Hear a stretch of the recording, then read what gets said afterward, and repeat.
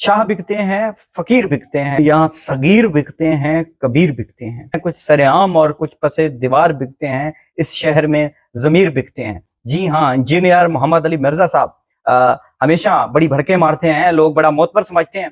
लोग समझते हैं कि इंजीनियर मिर्जा जो है वो काफी तगड़ा आदमी है, लेकिन इस दफा उसने लोगों की उम्मीदों पर पानी फेरा है। लोग जो समझते थे कि तगड़ा आदमी है, बात पर कहम रहता है, लेकिन ऐसा मुमकिन नहीं हुआ माजरत के साथ। इंजीनियर मिर्जा अभी साइड पे हो गए हैं। वो हमेशा यजीद की बात करते हैं कि वो अगर उस दौर में होते तो वो यजीद के खिलाफ खड़े हो जाते।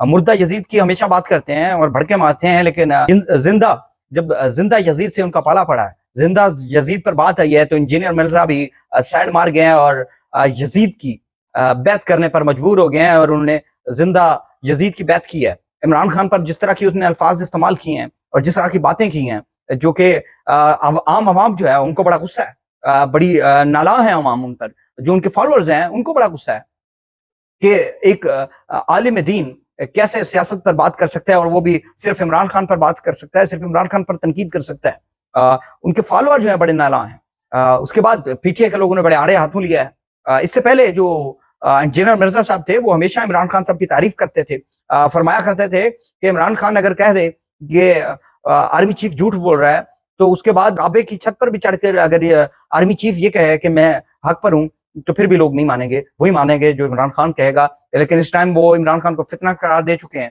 क्योंकि वो जिंदा यजीद की बैत कर चुके हैं। वो भड़के हैं, वो चीजें वो वहीं पर रही हैं इंजीनियर मिर्जा की, लेकिन अपनी बात पर कायम नहीं रह सके, अपनी बात से पीछे हटे हैं।